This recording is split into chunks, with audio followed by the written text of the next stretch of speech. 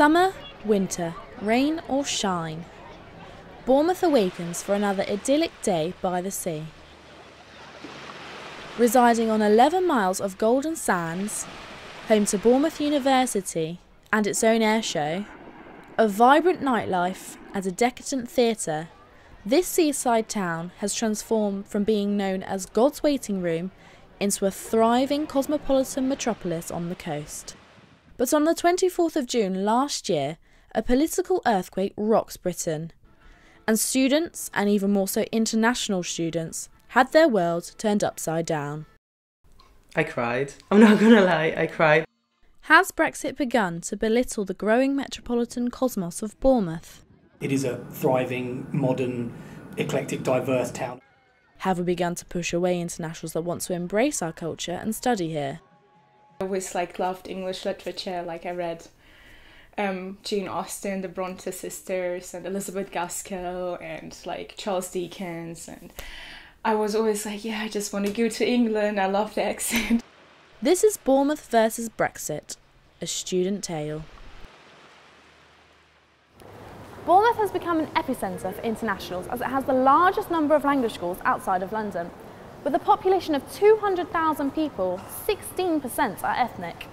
Of 17,000 students that attend Bournemouth University, 2,000 are from outside the UK. That's 11%. And 5% of all students are directly from the EU. With the Leave voters in Bournemouth winning the majority by just over half of the 100,000 people that actually voted, how many people are really happy with our divorce from the 27 other countries that make up the EU? Well, actually, IEF produces over £300 million to the local economy, and over 50,000 students come to the Bournemouth and Poole area each year. So very significant impact we have on the local economy.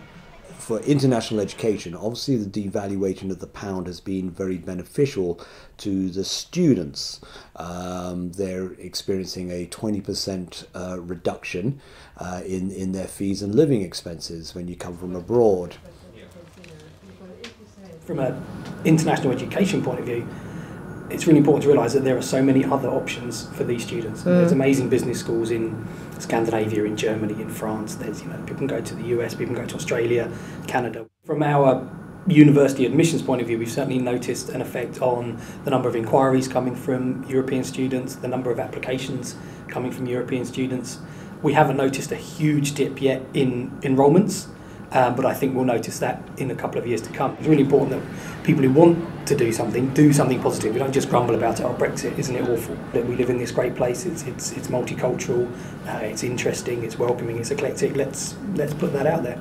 Perhaps what's seen as a negative message coming out of the UK, and that makes the whole package not perhaps as attractive as going somewhere else would be. I think we recognise that people voted for Brexit for lots of different reasons, and it wasn't just because of issues to do with migration. I've got work colleagues within the college who work with international students on a day-to-day basis, but who voted for Brexit. It wasn't anything to do with discomfort with different communities or cultures or whatever. But unfortunately, I think what we've ended up with is that seems to have been such a dominant feature of Brexit that it has had, or I think it is having, an impact on that aspect of our day-to-day life. So if diversity is so important to Bournemouth's economy, is there not a worry how Brexit will affect the growing international culture? 75% of Bournemouth University income comes from tuition fees and educational contracts, but following the referendum, there was a 7% decline in EU applications made across the UK. But more surprisingly, there was a 5% decline in applications made by UK residents, the first drop since 2012. Do young people only have themselves to blame for Brexit, as only 64% of 18 to 24-year-olds actually voted, compared to a whopping 82% turnout in over 50s. This is critical because 60% of over 50-year-olds voted Leave.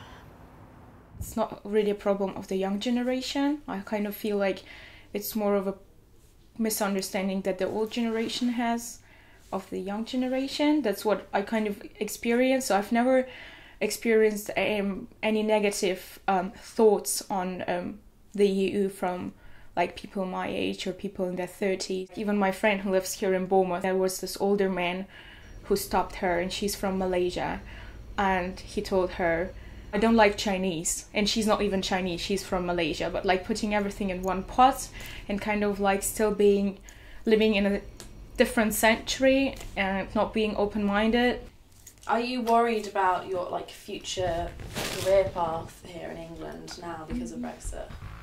I have to admit I am, just because I think that just the uncertainty that is right there. I think I literally didn't expect it to happen.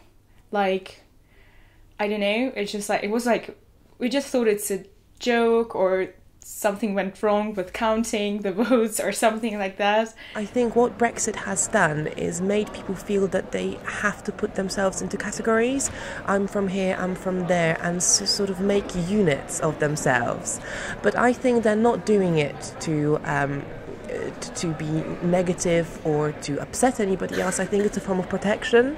The issue with EU students studying at Bournemouth University, particularly any degrees that lead to a medical career, is that they study it to work in England. So once I am accredited by the British Psychological Society, it will be very difficult to then re-qualify to work somewhere else. What happens for all those people that they want them to leave, but now they've studied here, they took the student loans out, that the money's going back to the government, but it will be difficult for them to find jobs later on outside of England. I cried. I'm not gonna lie, I cried. I don't even know if there was a reason for me to cry or not, but it was just a shock that I wasn't expecting. I really wasn't expecting that. I feel like I was living in a place where people didn't want me, basically. That's how I feel. That's why it was such a shock for me. I don't really get all this anger against internationals. Some people actually apologize to me because they didn't vote, and after that they realized they might have done it because they could have made a difference probably. I'm very confused now, so I think that Brexit actually is gonna help me to find out whether I want to stay here or not. Like, when we will finally understand what that means, the implication that we will have on Europeans, I will probably decide. Whilst there has been a 3% rise in international applicants across the UK, there is still potential harm to how welcoming Britain can look to students abroad. The result will mean higher tuition fees and a more difficult visa process for EU students, but it also has the same effect to UK students wanting to study abroad. These restrictions could deeply diminish cultural understanding and enhancement in education for both parties. Brexit agreements that have so far been reached mean EU citizens currently in the UK will be able to remain, and vice versa, but the talks are ongoing. Business, trades, healthcare, and most importantly to Bournemouth, tourism are still up in the air, as the British government's negotiations with the EU continue. Hoping for a positive trade deal, will it lead to the soft Brexit that so many voters hope for?